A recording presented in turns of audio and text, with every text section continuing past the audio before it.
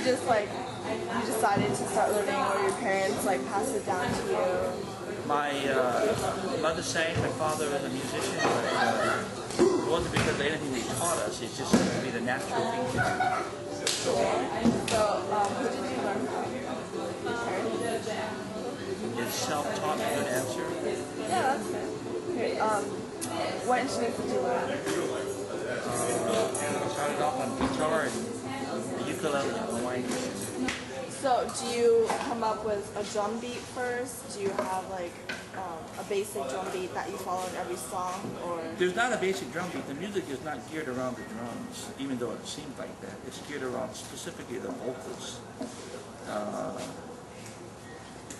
Meaning Polynesian music is not normally with the drums that are with it. These kind of drums are specifically Tahitian music, and they are all choreographed for the dance, not necessarily for the song. And they're all originally done. They're not made where this show does it and this show does it. Every show does it differently in a way that they think is best for them.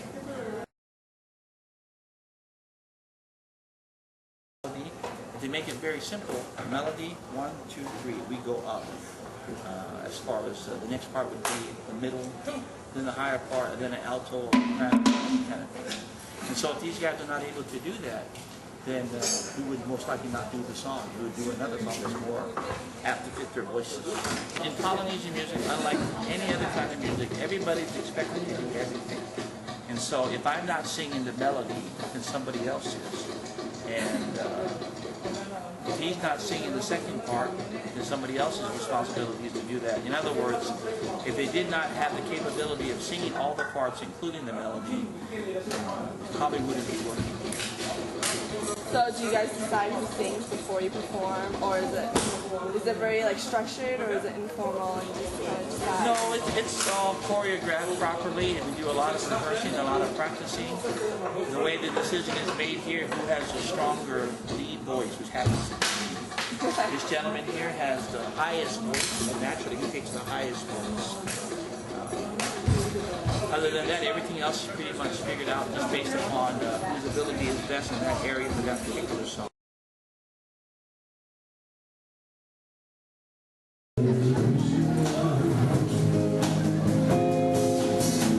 This is the wedding song.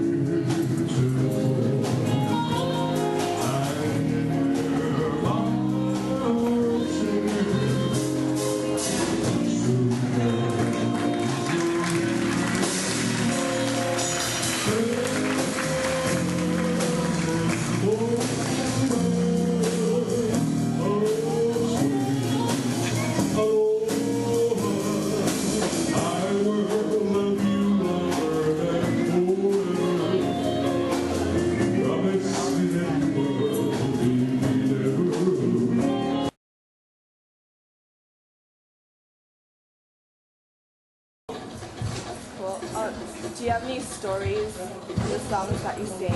Is there any like religious or political influence? Also, if it's not political, Hawaiians don't sing about that kind of thing, which is not right. But they're all stories. They're all legends that were at one time were chants or stories that eventually, through the help of the missionaries that came to Hawaii, added music to it.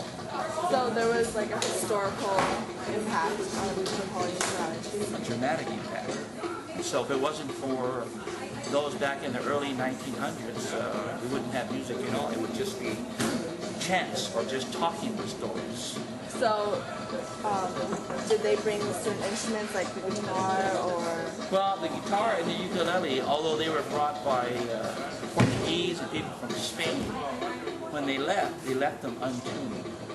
And the way they were left is the way we played them, because we didn't know any other way to do it at that time. But over the years, things have progressed. Now Hawaiian music goes a little bit more jazzy than normal, and a little bit more upbeat, for the lack of a better word. But it's still all about the actual story. What languages do you sing In this case, we sing in Hawaiian, Tahitian, Samoan, or Maori, which is from New Zealand. So, like, you know all those languages, or do you just know the rest? Are you Pretty much know all the languages, been around it quite a bit. But in this case, it's a Polynesian, so the word Polynesian encompasses not only the Hawaiian Islands, but encompasses all the Polynesian Triangle. Okay. Can you show us what instruments you'd be holding? For the war chant, where we wear these cellophane costumes, there's 3 implements we use. These are called ulis, and they're kind of like maracas, like this. And you just move them like this, like that, and they're made. The top is just feathers.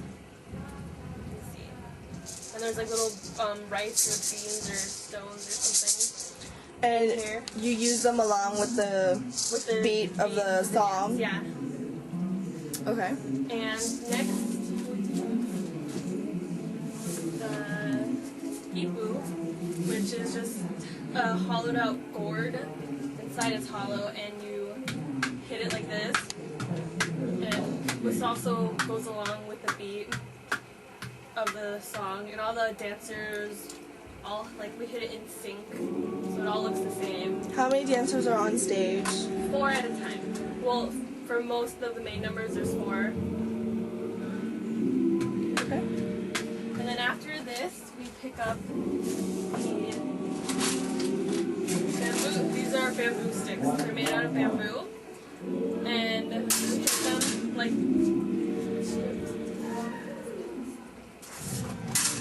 How do you know when one song ends and another song begins to switch to another dance? Just from the sound slows down, just from the beat, you know. So there's a definite ending to the song? Yes, yeah. But the musicians cue, they give you a cue, like when they say a certain word, they're going to end it. So like if their song is really long and boring, they want to end it soon, they can say lava, which means you know, like, oh, okay, we're going to end it soon. Or they can just sing on and on. Even drumming too, especially the drum beats, when you want the log and the hips going. That dance is really important because if you know a lot of different beats, so if the beat slows down, your button slows down too. When the beat picks up, then you go faster also.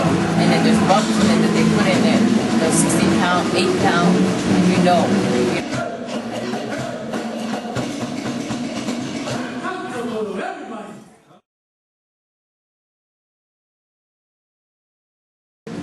Is there a certain drum that's always like the bass line, and then other drums kind of like do faster or? Well, there's different beats, and they call it, and the drummers like they have names for different beats. So if you say, Pahai Paea, that's like a regular, the regular beat da da da da da da da da da da da da. There's Pahai Paea, and everybody knows that beat. That's a common beat that they use. And then there's Toma. There's different beats. And drummers know all different beats, and dancers, they know. Yeah, Tini Paru. That's another different beat too. So but you always know when they're going to end. When they say hey, then usually there's a 16 count, and then you finish.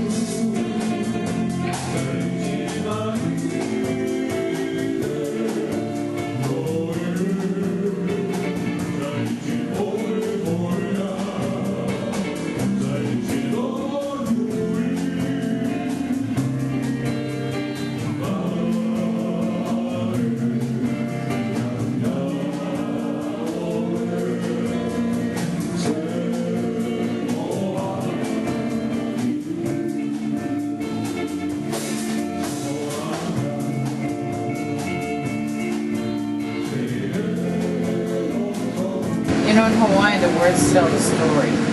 So the hands, so the words, whatever it says, if it says star, moon, then you do it. What's the symbol for a star? Usually in Hawaiian, stars are like this, or the stars up in the sky, twinkling like this. So whatever the words are, you interpret it, and then you make the motion. It's like sign language, just like sign language. In Hawaiian, if the song is in English, then that's easy. I mean, hey, but like pretty shells. The shells from the ocean, you make the ocean look like this. So it just tells you what to do. But if it's in Hawaiian, then you got to get the interpretation of it. So you interpret, the words in English, then you make the motion.